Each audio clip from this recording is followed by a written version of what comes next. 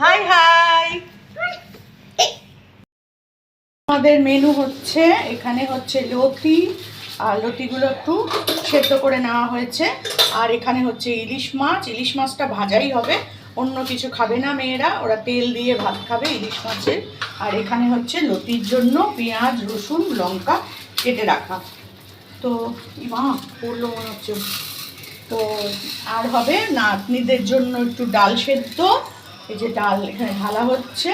ওরা আবার এইসব লতি টতি এসব খাবে না, তাই জন্য ওদের জন্য হবে একটু ডাল সেদ্ধ, ডিমের অমলেট এইসব।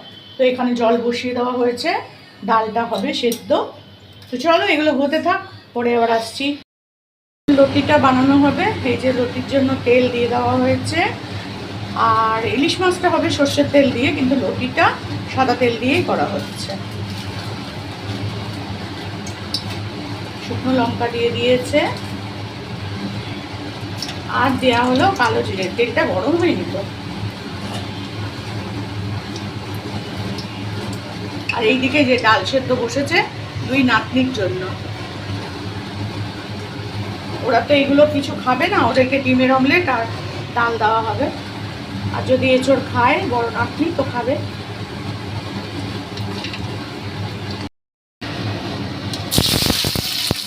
তো এবার পেঁয়াজ, রসুন, লঙ্কা এগুলো সব দিয়ে দেওয়া হলো। রসুন ভাজলে কিন্তু একটা সুন্দর গন্ধ করে না, দারুণ গন্ধটা।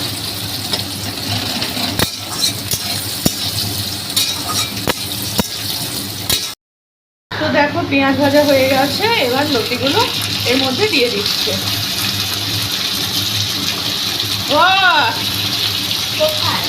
এই দেখ লতি রান্না হচ্ছে, দেখ কি করে লতি রান্না করতে হয়। আজকে খাওয়াবো তোকে লতি, তুই খেয়ে দেখবি, খেয়ে দেখবি।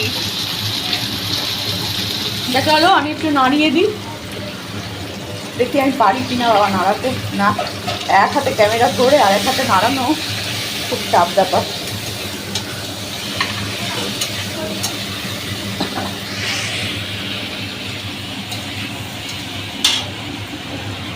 তো একজন ক্যামেরা ধরেছে, একজন মশলা দিচ্ছে, আর আমি এদিকে নাড়ানাড়ি করছি।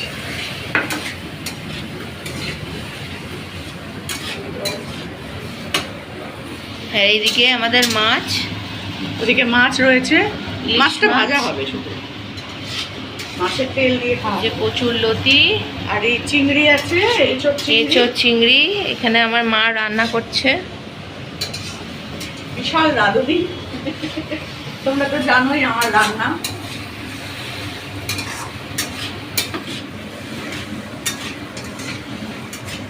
এখানে ডাল সেদ্ধ হচ্ছে দুই নাতনির জন্য। ও কিন্তু খেয়েছে। খেয়েছে যদি খায় আমার ওদের থেকে, তো আর কুকুর তো খাবে না এগুলো, ওর জন্য ওর জন্য ডাল, ডিমের অমলেট।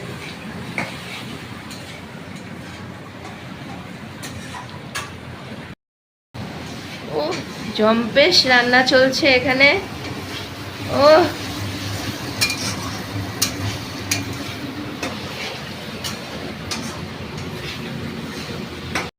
খাবার চলে এসেছে, এটা হচ্ছে ভাত, এখানে হচ্ছে লতি, এখানে হচ্ছে ডিমের বড়া, মুসুর ডাল, আর এখানে হচ্ছে ইলিশ মাছ ভাজা, একদম দেখো ডিম আছে পেটে, আর এখানে হচ্ছে এঁচোড় চিংড়ি। আমি তোকে খাইয়ে দেবো, দাঁড়া।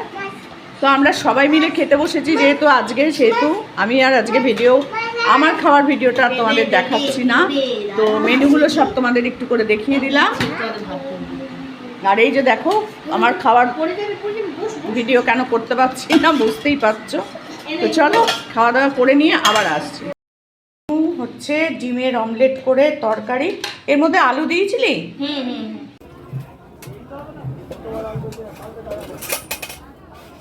তো আজকে এই চাদরটা কিনলাম, পাতিনি, ওপর পেতেছি তোমাদের দেখানোর জন্য। তো দেখো কেমন লাগছে বলো, বা চাদরটাই দেখো, এদিকে পুরোটা পাতিনি, জাস্ট একটু পেতে তোমাদেরকে দেখালাম ডিজাইনটা, মানে প্রিন্টটা কেমন হয়েছে, খারাপ লাগছে কিনা। সব আমার পিঙ্ক কালারের চাদর, তাই জন্য আজকে এইটা কিনে নিয়ে আসলাম। আবার ভালো হয়েছে কি ভালো হয়নি সেটা একটু কমেন্টে লিখে জানিও। তোমরা দেখে নাও এই যা কায়দা করতে গিয়ে। লুচি ভাজার স্টাইল নতুন করতে গিয়ে গ্যাস না না এই দেখ ফুলেছে ফুলেছে। শেফ সোমা, বেঙ্গলি ব্লগ পাইছো, শেফ সোমা। সোমাবুড়ি। ও আচ্ছা, সোমাপুরি শেফ, শেফ সোমাপুরি। এরকমই ফুললো না কিন্তু এটা। কি করব আমি না ফুললে? না আমি ফোলা ছাড়া কিন্তু আমি খাবো না। ওই নিচের গুলো ফোলা আছে খাস। না এরকম করে হবে না। এ দেখো তোলার কায়দা দেখো, ওই দেখো ইনোভেটিভ স্টাইল। এটা ফুলবে। ফুল ফুল জয় বাবা লোকনাথ জয়। এইটুকুনি কাজের জন্য আর লোকনাথ বাবাকে ডেকো না তুমি। বিপদে পড়েছি বাবা, বাঁচাও গো। জয় বাবা লোকনাথ জয় বাবা লোকনাথ। এবার ফুললো না। তুমি সরো, আমি ইয়ে করছি, ভাজছি। একটাও ফুলবে না, নাহলে তুমি ছাড়ো। ফোলানোর কি আলাদা কোনো নিয়ম আছে? হ্যাঁ হ্যাঁ, দেখি কি নিয়ম। তো দেখছি আমি এখন ফোলানোর নতুন নিয়ম। তেলটা আর একটু গরম হবে, এইটাই। হ্যাঁ এইটাই ব্যাপার। তেলটা গরম হওয়ার আগে কি আমি দিয়ে দিয়েছি? মনে হচ্ছে তাই।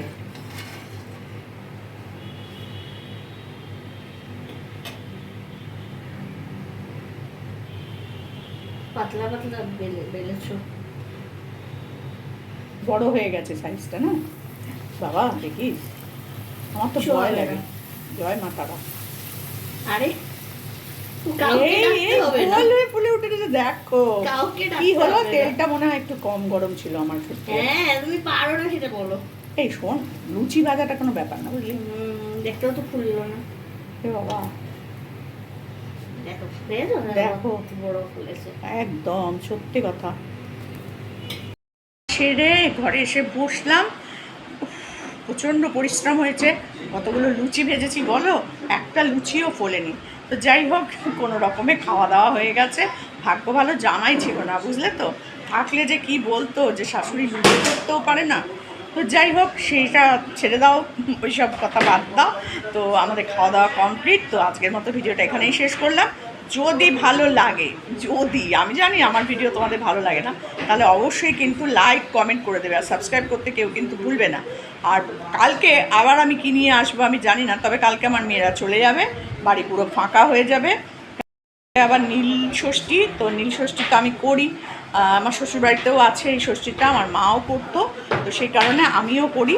তো কালকে আবার যাব, নীলের বাজার ফাজার করতে যাব, করে ইচ্ছা আছে খুব গঙ্গায় স্নান করতে যাওয়ার। যদি গঙ্গায় স্নান করতে যাই তাহলে অবশ্যই তোমাদের ভিডিওটা আমি করে দেখাবো। অনেক বছর জানো তো গঙ্গায় স্নান করতে যাইনি, অনেক বছর যাইনি গঙ্গায়। এবার ইচ্ছা আছে যাওয়ার। যদি যাই সেটা তোমাদের সাথে অবশ্যই শেয়ার করব, আর পুজো দেব। এই তো, আর কি আছে বলো জীবনে। আর তো আমাদের এই বয়সে এসে আর তো নতুন করে কিছু করার নেই, কিছু হবারও না। তো যাই হোক, এরকমভাবেই দিনগুলো চলে যেতে পারলে ভালো। যতদিন বেঁচে আছি ততদিন ওরা মার কাছে আসছে যাচ্ছে। তারপর ওরা কি করবে আমি আর জানি না, বিশ্বাস করো। কারণ না আছে মামা, না আছে মাসি, না আছে দাদু, না আছে দিদা, কেউ নেই। তো মামার বাড়ির দিক থেকে আমি বললাম আর কি। তো জানি না মেয়ে দুটো তারপর কী করবে না করবে। তো থাক, ভগবান যা করবে সব মঙ্গলের জন্যই করবে। তো চলো, আজকের মতো ভিডিওটা এখানেই শেষ করলাম। যদি ভালো লাগে লাইক কমেন্ট করতে ভুলবে না, আর নতুন বন্ধুরা অবশ্যই সাবস্ক্রাইব করে দিয়ে পাশে থাকবে।